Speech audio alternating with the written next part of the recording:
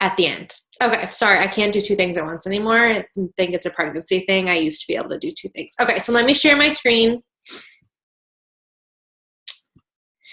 And so I was having, just a side note, I'm having issues with space on my computer. So I'm pretty sure I deleted my original PowerPoints the past hour. This is what I've been doing. So I'm hoping that I have all the information that I had on the original one, but I'm sure it'll come back to me as I'm talking. So anyway, like Heather had said, my name is Brooke. I've been a coach for, I want to say like the middle of April was 4 years, which just is so crazy. Time flies.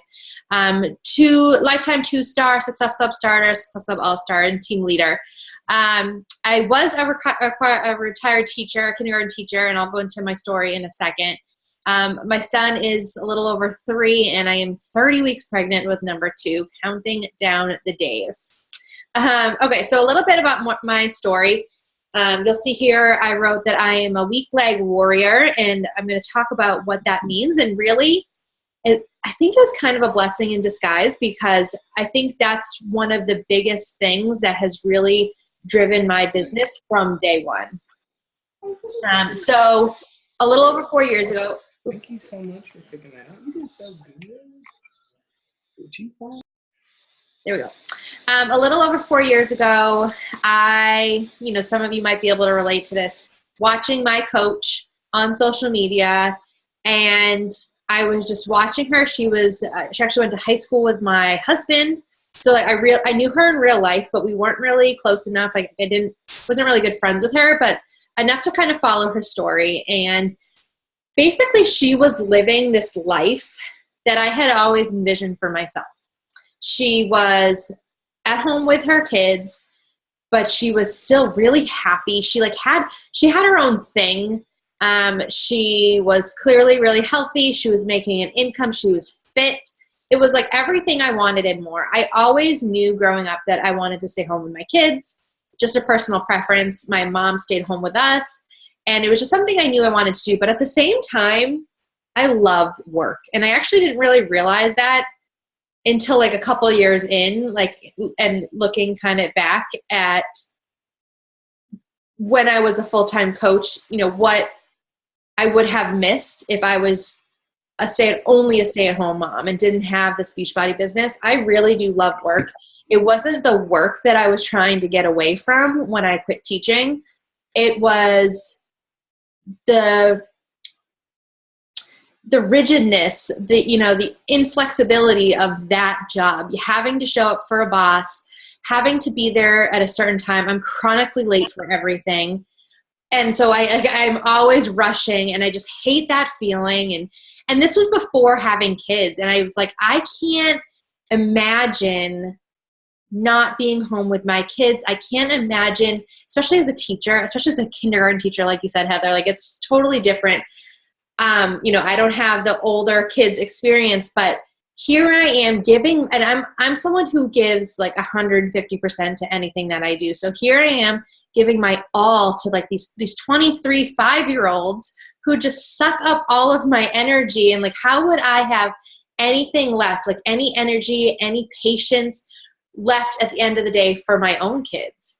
Meanwhile, like I said, I didn't want to have a boss anymore. I didn't want, the politics of teaching just was getting the best of me. It wasn't fun anymore.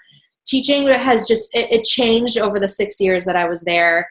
And so it all kind of just came to a head. So I was watching my coach, and I realized after a while that I was feeding myself these excuses about why I couldn't do what she was doing. I didn't, the common excuses, like I didn't know enough people. She must have some sort of background in network marketing. Like her whole family is Beachbody coaches, so like they must work together and have all these secrets that I don't know about. Until one day I was like, you know what, screw this. So I'm a planner. We were thinking ahead to, we were married at the time, but thinking ahead to having kids. And meanwhile, over the 4 or 5 years that I had been teaching up until that point, I let everything go. Like I got very little sleep. Like I said, I gave everything to my job. So I got very little sleep. Like working out was a thing of the past. Eating out was a common thing. And so I gained some weight. And so it kind of all just kind of came to a head, and I needed to lose some weight before I got pregnant. And I wanted to have a plan B, because I knew in my heart that although I loved teaching, it wasn't the vision that I had for my family and for my life long term. Like, I knew I wasn't going to be one of those people who was like, oh, I taught kindergarten for 45 years and now here I am 65 and retired. Like, I just knew that wasn't for me. And so I kind of I was one of those dream signups. I signed up as a coach and a challenger at the same time. And like, she didn't really have to convince me much, because I had already been watching her for a while. And, she probably didn't even realize how long I had been watching her. And so from the day I signed up, I jumped in with both feet, and I kind of never looked back. Now, I call her my coach because she is like my active upline.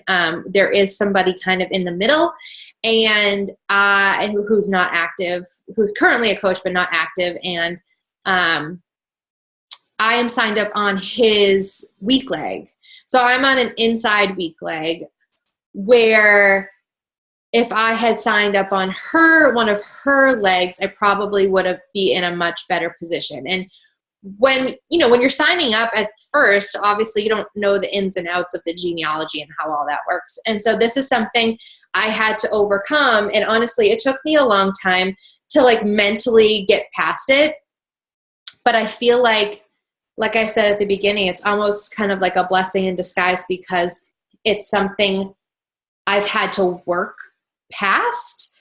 Like, from day one, I haven't had the help of volume from my upline just because of where I'm placed. So like, every accomplishment, every rank, like being team leader, there's a huge jump. When it used to be team builder, team leader, the personal volume, it was crazy. It's something like 1,500 to 5,000 or something. And so that was like a huge accomplishment for me, because I literally did that all on my own. And so that's kind of where this, plan A, stop at nothing. Like, there's literally nothing that's going to get in my way of making this my reality. And so being in that position, having a really strong why, which I'm going to talk more about, has kind of led me to this mental place of, this is what I want, and I'm going to stop at nothing to get there. So, I think just from the beginning, having this vision for, like I said, I'm a planner, and I've always kind of had a vision, even before Beachbody came into my life, had a vision for what I wanted my life to look like. When I thought of my future family and thought of my kids, I always saw myself being at home with them. And kind of, I wanted a bigger house. You want the nice things for your family, and, you want to live a comfortable life. But knowing that I wanted to be home with my kids, and at that specific time in our life, we couldn't live off of my husband's income.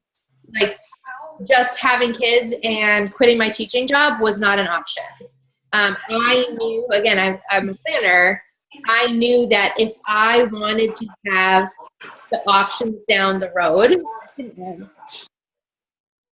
manage people too. I knew that if I wanted to have options down the road and I wanted to be home with my kids, that I needed to do something about it then, because it wasn't an option just to quit my job and live off of my husband's income. So when I jumped in, I knew that we wanted to get pregnant sooner than later. And so I knew that something had to happen, and something had to happen fast. So right from the get-go, I, jumped in with both feet, and I kind of never really looked back. And I'll talk more about that. So I think having a strong why is really, a strong vision, but also a strong why is so important. For me, as a parent, and as a parent who wanted more time with her kids, I had that vision. I knew exactly what I wanted. It was crystal clear. I just needed to figure out how I was going to get there. And so my driving force has always been my family. specifically my son, and now, my future family, my future kids. Like I had said, I'm 30 weeks pregnant. And so it's been amazing what this business has been able to do in the past 4 years with my first pregnancy and being home with my son, but also now thinking about our future with this second baby. Having that strong emotionally, I think when you can have that emotionally attached why, like that's what's going to push you to show up every single day, whether you feel like it or not, whether you are confident in what you have to do or not, whether it's convenient, whether you have time, like no matter what. And obviously we all have off days, right? It's not like you have to be 100% of the time. But for the most part, having that strong why is what's really going to push you. And so, and I always say this to my coaches, it's okay if you're a newer coach and you don't have this crazy strong why. I am an advocate of your why is going to evolve. It's just a matter of life and the business. And, we're all here to help people. I don't think we'd be in this business if we didn't want to help people. But at the end of the day, we all have bills to pay. And so it's like, not that your why always has to be about money, but it was on a national wake-up call a couple of years ago. And I honestly don't remember who it was who talked about it, but I used to always hate talking about money. And she made this reference to, it's not necessarily about money, but it's about what the money represents. And for me, it's like behind those money symbols, there's like a big fat picture of my son. And it's what the money that I bring in is what this business has allowed me to do in relation to my son, which is stay home with him. And now that I'm able to stay home with him, it's, we built and moved into a bigger home so that we can have more kids and just kind of have a more comfortable life. And now that we've done that, it's, not having, within reason, not having to say no to my kids and going on vacations without having to pinch pennies. It's the time, it's the memories, it's everything that's behind that money, like what the money is allowing you to do. And so again, having that emotionally attached why, I think, is what's always driven me forward, even when I don't feel like it or I don't want to show up every single day. So as a new coach, you're here to help people, but as you become more knowledgeable about what this business can really do for you, as you see it, with your upline coaches and other people in the network, as you can see what this business can do for you, your why is going to evolve and it's going to develop. And I challenge you to continue to always think about your why, and, the stronger you can make it, the more prominent you can make it, like in your brain. I know a lot of people who put their vision board on the back of their computer or their screensaver on their phone, so it's always in your face. And sometimes I tell my newer coaches to write down their why and put it like on the bathroom mirror. So it's always something that you're thinking about, and the stronger it can be, the more likely you are to be consistent in this business and show up every single day.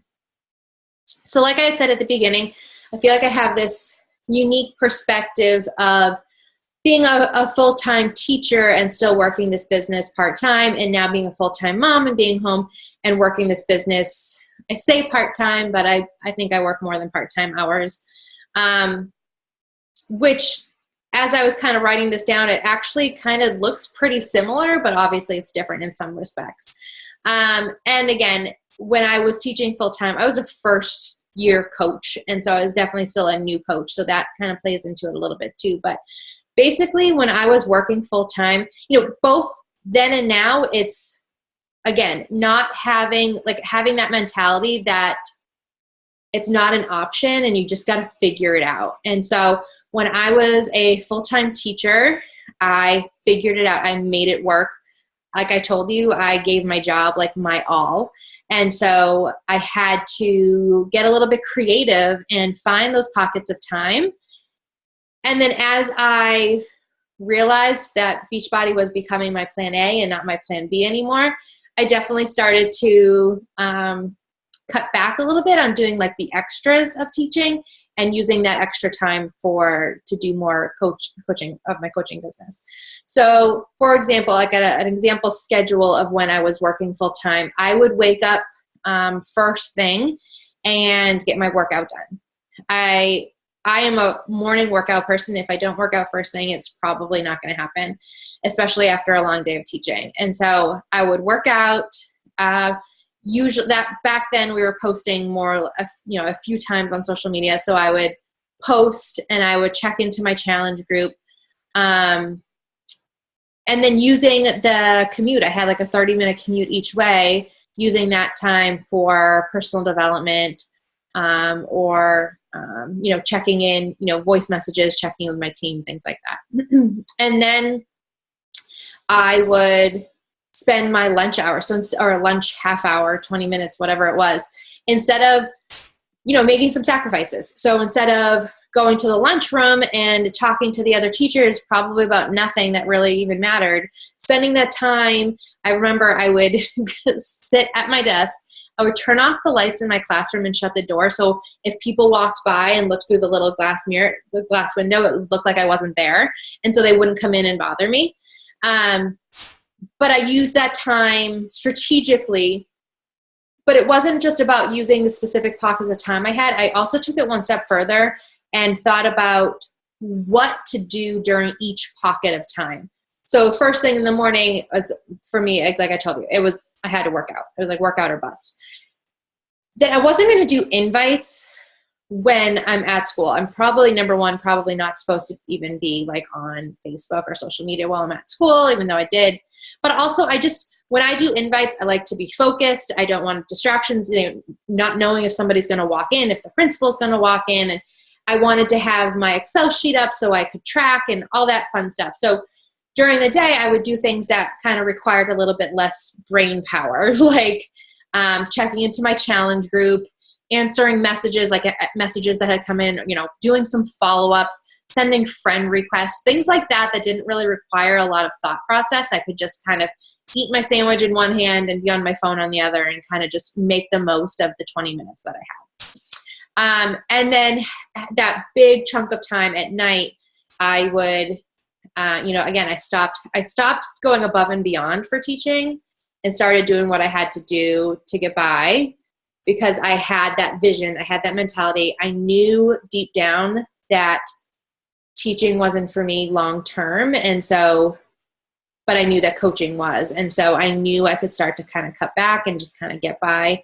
and spend that extra time, because I got pregnant 4 months into starting coaching. So I basically, here I was a full-time teacher, part-time coach, and I was literally growing a human. Like the foundation of my business was built on me gaining 55 pounds in my pregnancy.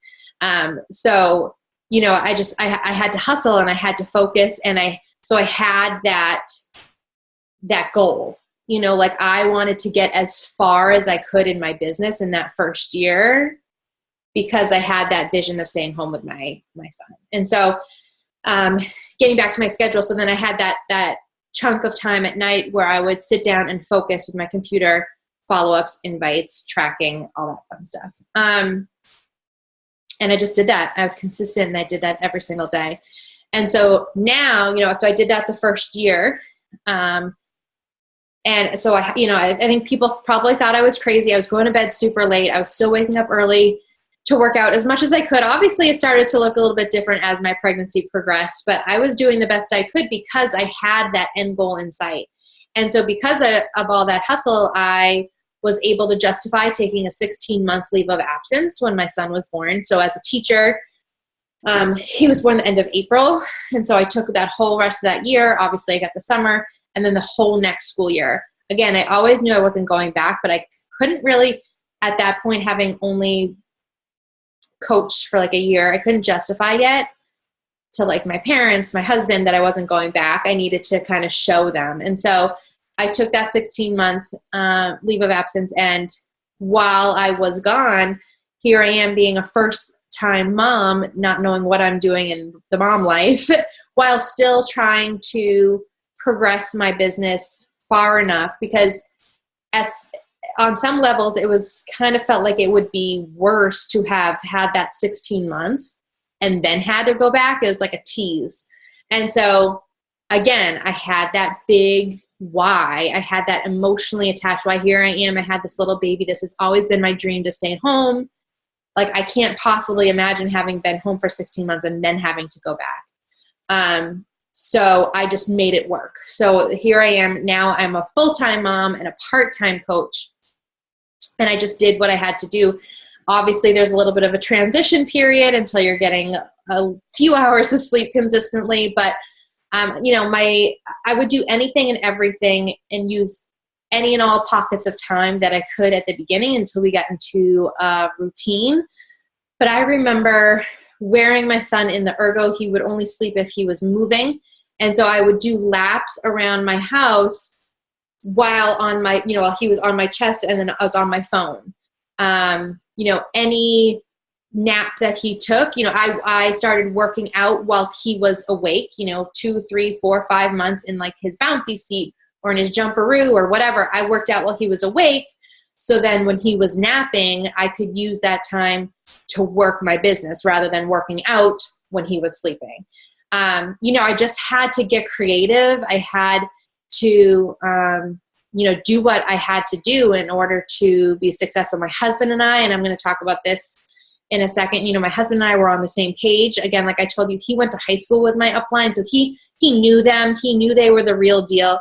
And so when he would come home from work, which is still what we do now, when he comes home from work, it's kind of like we work first and second shift. Like, I am with my son during the day most of the time, minus nap time, minus the time he's at school. And he is with him in the afternoons. And that's the bulk of my time that I get to work.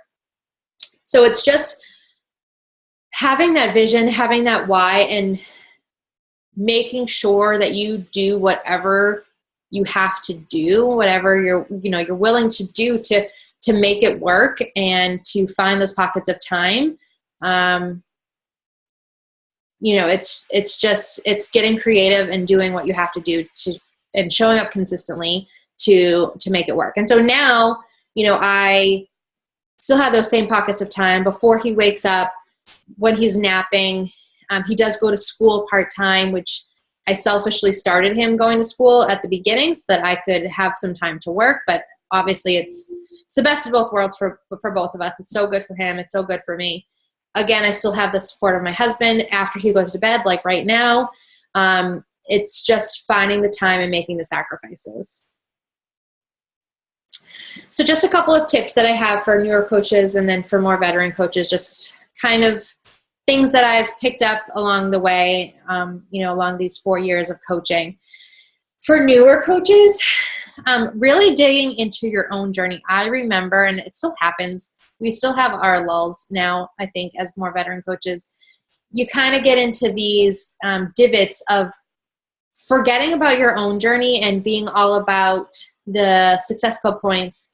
And, on my team, we have a hashtag. It's like people, not points. But I think sometimes it's hard to, when all the hype is about Success Club and the Success Club trip and the Success Club boards and recognition and the prizes, and it's hard. But if you can remember to always put your journey first, everything else is going to follow. Because when you put your journey first, then you're going to be more likely to share authentically. Then you're going to be more likely to want to invite, because if you're feeling good and you have energy and you're getting results, why aren't you going to want to pay it forward? So inviting is not going to feel weird. It's going to feel authentic, and it's just going to kind of all fall into place. You'll notice, though, on your coaching journey, there are going to be times that you kind of get away from your own journey, and it's going to feel like everything else is kind of going to fall out of place too. So if that happens, just go back to a program that you love, get into a launch like we're having right now, and just really dig deep, do everything, meal planning, go back to the basics. Like if you were a challenger, and everything's going to kind of just fall in place. Don't wait until you know everything. I tell my team, nobody goes to school for Beachbody coaching. Like it's not a thing. You're not going to know everything. I tell my team, I can teach you about 50% of this business. The other 50% you're going to learn by doing. It's just, you just have to look, you have to live it to learn it. And you're going to make mistakes. It's just inevitable. But the cool part about making mistakes is usually the people on the other end of that mistake don't even know that it's a mistake. And you're going to learn from it for the next time. You know, like if you say something wrong to a challenger or whatever, they're not even going to, they don't know the best, you know, they don't know what's really happening. So don't wait. If you wait until you know everything, like I have a brand new coach right now who is like overwhelmed with our new coach training. And like, you're not going to know everything right from the get-go. You don't have to have all of the tools and all of the training. If you wait until you have all of that knowledge, you're never going to start. So just start and know that you're going to make mistakes, but also be coachable.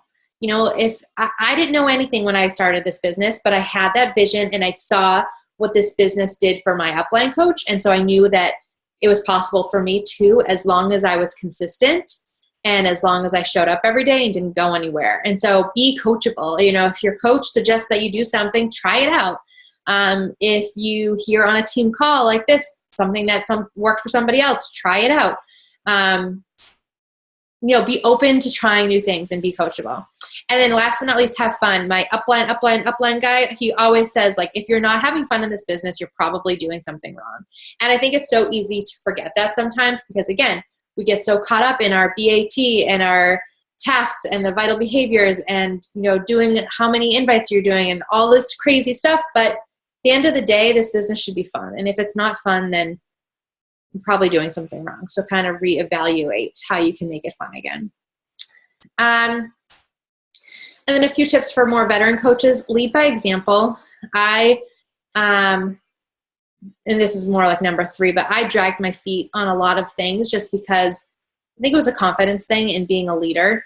But you can't expect your team to do the things that you're not doing. If you're not hitting Success Club, you can't be you can't be pushing them to hit Success Club if you're not doing it also. If you're not getting on team calls, you can't, you know, call them out in a nice way for not being on team calls. You have to lead by example. If you, you know, the things that you want them to be doing, you need to be doing first. They're going to follow your lead. Recruit for help. This is something I think that a lot of times we forget that it's really helpful, is recruit for help, whether it's at home, your team, getting a virtual assistant, you know, depending on where you are in your business and how much of a veteran coach you are. But like I said, at home, and I know we don't all have, I know plenty of us have significant others that aren't super supportive in our businesses. But if you do have any support at home, like ask for help. My husband is literally like my virtual assistant. He does things, and I think I heard this on another call once. He does things for me that don't need the Brooke touch, you know. So he'll send friend requests. I have a like page, so he sends friend requests and then sends that in this initial message, depending on, you know, what your process is. He sends my initial message because it's a script. After that, I don't use any scripts. It's just a natural conversation to get to know the person and to get to know their goals and invite them and all that fun stuff. And so at that point, that's when I take over, because then it does need the Brooke touch, because he's not going to talk to somebody as if they were me, especially because my niche is moms, and obviously he doesn't relate to that. And so he does things like that. He is in charge of my leads, like my Success Club leads, because that's a script. And then if they write back or they respond back, then I take over. Things like that. So, you know, think of ways that you can get support at home because it's free. Your team, you know, ask for help. You know, it sounds like you guys have an amazing team, amazing supportive team. Do things so that you're not always recreating the wheel. You know, get a Success Club partner, accountability partners. We have like files in our team page of things that people make on Canva, and then they upload them so that we can kind of give and take, and you don't always have to be spending all this extra time doing all these extra things that are already done for you. And then if you can and you want, get a virtual assistant or use like a third party. I know there's differing opinions on, you know, like third party people, businesses for Instagram followers and that sort of thing. But think of your options and recruit for help any way you can so that you don't feel like you have to do all of the things yourself. And then like I said before, be the leader that your current and future team needs. So even when I didn't feel like I was a coach that was worthy of being a leader, it's like you have to act as the leader that your future team is going to need. So host team calls. Even if nobody shows up, record the call, post it on your team page, because in a week, 2 weeks, 3 months, there's going to be new coaches who come onto your team who are going to need that help and support. And then you're going to have that recording for them to watch. But then also in those 2, 3, 4 months since you've recorded that call, you've grown as a leader. You're learning to speak to your potential team. And so you're going to be in that much better of a place to help your teammates when they come on board, because you've kind of been practicing as that leader that they need. Start a team page. Like, think of a team name, make it official. Start a team page. Even if you don't have anybody, even if it's like you and your mom who's your discount coach, like, start a team page. Post in there about the National Wake Up Call. Post in there about promotions. Start being that leader that your team needs. Run team calls, team trainings like Coach Basics, and we have the Push to Emerald call on our team. And then help your people help their people. So you're not there just to help your people, but you want to create leaders on your team, and so help them help their people. So, ask yourself, like, what do I want, and what am I willing to do to get there? So, like, seriously dig deep. Think about that vision for not only your business, but for your life, because I feel like the two kind of go hand in hand. Like, your business is going to create opportunities. This business, I just did a team call on vision last night, and we talked about how, like, this business is the avenue to freedom. Whatever freedom means to you, this business will allow you to get there. And so for me, my team name is Team Liberate, which came from having the freedom of not having to have that 9-to-5 job, not having to have a boss, having the flexibility to stay home with my son. And so, that's what I wanted, and that's what freedom this business has led me. And, so what do you want? Really dig deep. Again, if you're a newer coach, it'll kind of come with time, but always try to kind of peel away at that, peel away the layers of that onion and really dig deep to figure out what it is that you want, and dream big. We also talked about how if you were to tell your dreams to someone who's not a Team Beachbody coach, they might laugh, because your dreams should be so big and sound so crazy. But if you are a coach and you know what's possible, as long as you're consistent and as long as you stay the course, it should kind of sound funny to somebody else. So dream big, don't dream small. You are capable of anything as long as you are committed and you don't go anywhere. You have to commit to being here 3 weeks, 3 months, 3 years from now. And what are you willing to do, and what are you willing to not do to get there? So, like, what sacrifices? We always talk about short-term sacrifices for long-term results. Like, what are you willing to sacrifice? From day one, and I still do now, although it's a little bit different being pregnant, I sacrifice sleep. Like, it's just is what it is. I'm a workaholic. I love working my business. It brings me joy. And so sometimes the first thing that has to go is a little bit of sleep, like waking up early to get my workout in, or staying up a few minutes late to make sure I get, X amount of invites in or whatnot. Giving up some TV time, giving up time, family time, whatever it is, knowing that that's not a sacrifice you have to make forever. It's just the short term to make your vision your reality. And so I just love this quote. It's actually from Kate Schultz, who is on my bigger team. And she said once on a call, if you feel like this business is the answer, why make it an option? If this business is your answer for your life, for your family, to make your vision a reality, then why some days or every day are you making it an option? It should not be an option to not send invites. It should not be an option to not work out. It should not be an option to not show up on your social media. Like, if this is your plan A, you need to treat it like your plan A. If this is your plan A, you can't treat it like it's your plan B and show up when you want to, when you feel like it, when it's convenient. That's all I got. Do you guys have any questions? I'm going to stop my share so I can check out the chat. I'm always late too. I'm literally late to everything. That's me. Like, literally everything is the worst. I took all the notes, so I loved that so much. And I will say one of the things that I wrote down, I loved when you were talking about freedom and how, I mean, like, I feel like on everybody's team, but on my team, there's so many different people. And I think we both bring that dual perspective, because I like full-time teach some days and then stay home, you know, I get summers off and kind of thing. So yeah, both. Honestly, I feel like the working side was almost not easier, but just so much more structure, because I got done when I had to get done because I only had a certain amount of time. But I wrote down, what does freedom mean to you? And I think all of us probably have different things.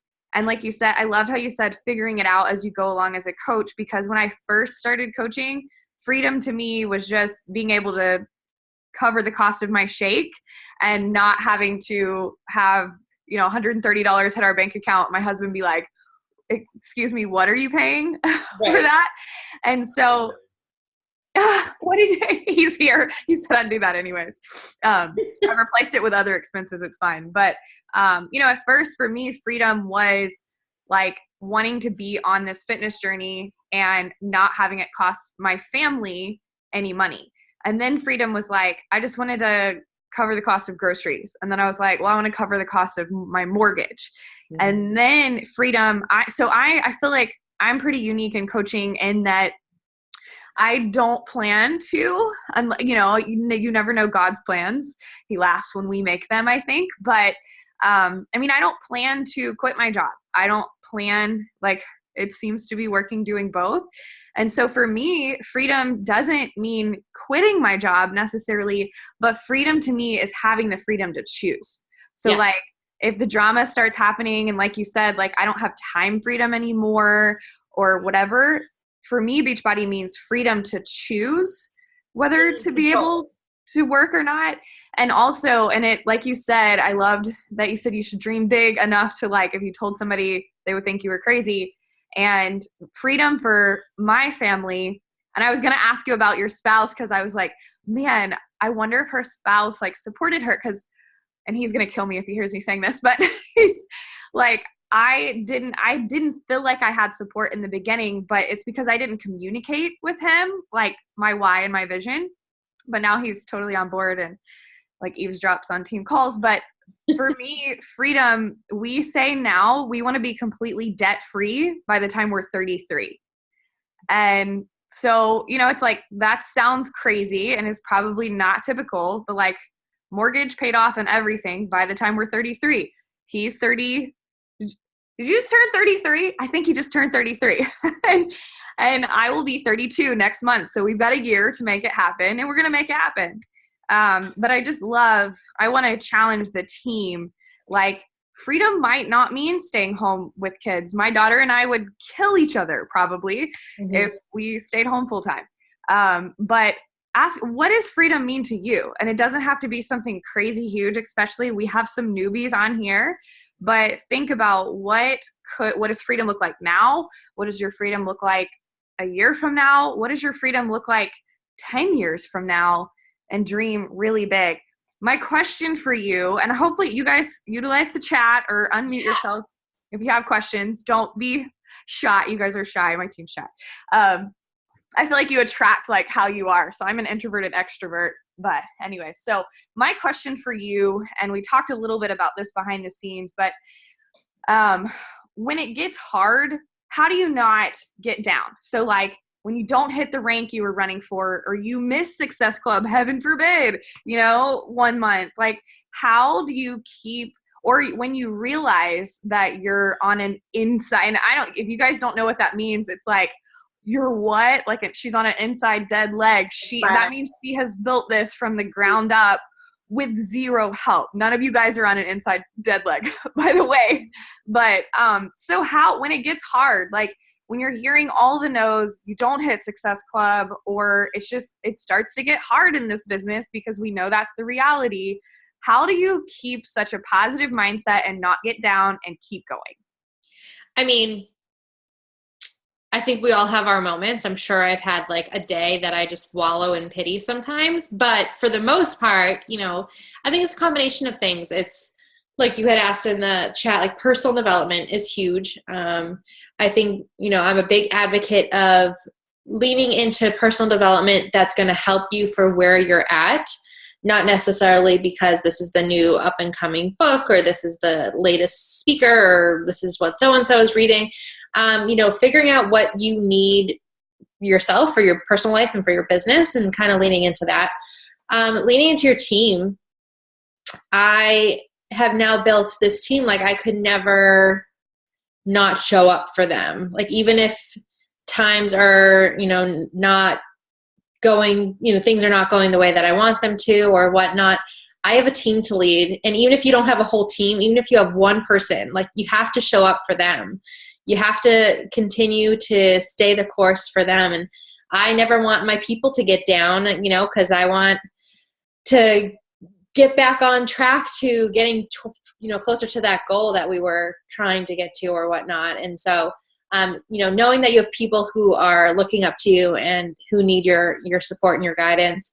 And just, again, really digging into that why. Like, things might suck right now. That really sucks that if I didn't hit Success Club or something, but there's no plan B. I have really big, strong goals. I have almost 2 tiny humans now who are counting on me. Like there's no going back. I just have to figure it out and keep moving forward. I love that. And I love what you said about if this is the answer, then why treat it like an option? And while you were just talking now, I feel like for everybody, no matter when or why or how you joined as a coach, this was an answer to something. And so I love that. My next question, and you guys, I know Lauren commented her freedom, which I love. So freedom shout out. If you guys have other questions for her, please utilize this time. My other question was, you mentioned your willingness to do anything and everything. And so I wanted to ask, what do you think is the most crucial activity outside of, because I love that you said getting back to the basics and digging into your own journey, because I did that when I first started. And I feel like that was a huge part of why I saw huge success in coaching. I lost 24 pounds doing 80-day obsession. Like you said, people publicly watched you gain over your pregnancy and then lose it. And so it's like, this was my morning meltdown test group was my first time in maintenance. And it's like this, the maintenance curse is like, you start to get relaxed. I've been YOLOing like all of 2019. And it is so true that you can't do the inviting and the coaching activities and not have the transformation, because that's not going to work. And you can't have the transformation and not do the coaching activities, because that's also not going to work. You've got to do all the things. But my question is, what do you think is the most crucial activity outside of working out and personal development that has driven your business? Oh man. I don't know if I can say just one. Obviously inviting.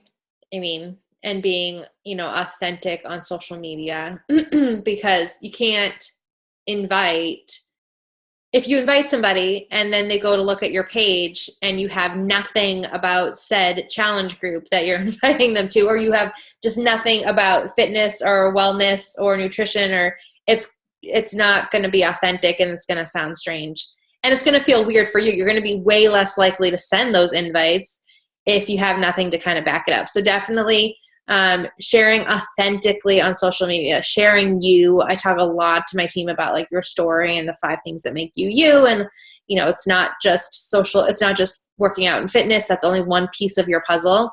So, you know, sharing on social media about yourself, inviting, but then also being a leader. Again, I feel like, again, even if you only have one person that you're leading so far, if you're a brand new coach and you brought on your mom as your discount coach, you know, like being a leader and just that's going to encourage you to show up consistently, and kind of practice for your future team. Be the leader that your future team is going to need and be the leader that your future team deserves. Because then when you do have those people, you're already going to be in this position to know how to lead them and know what kind of things they're going to need and know how to help them. Does that make sense? I love that. Yeah. Jennifer asked, how many people do you typically follow on Instagram a day? And what are your strategies to finding potential coaches or customers? So like I had talked about, I know there's differing opinions on third-party tools. I do use 21 Social. I started with Jumper. Do you use it too?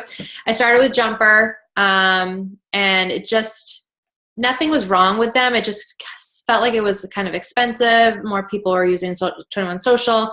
And so I went over to that. I know a lot. I have some girls on my team who do it totally organically, and it's definitely something that I've considered doing in the future, but being 30 weeks pregnant is not the time for me to do that. I just don't have the extra time. So I can't give you a number. I pay them to do it. I feel like they do a pretty good job. I like the people that they're bringing in. Like, obviously there's going to be some people who don't totally vibe with your niche. But I think for the most part, it's a pretty good tool, at least for my business for right now. I do use Facebook too. I was one of those Facebook like page people way back in the day. I did the training. I paid for the training. I still pay for ads now. And so my Facebook friend requests come from the people who are liking my page. Although I run my page on my personal page and just run ads on my like page. It's kind of confusing. But so I probably send maybe 15 or 20 friend requests like 5 times a week on Facebook also. What was the other part of the question? What are your strategies for finding potential coaches and customers? I think it all comes down to, the people that they're following. Like I tell 21 Social, I give them a pretty good explanation of who my niche is, what kind of people I'm looking for.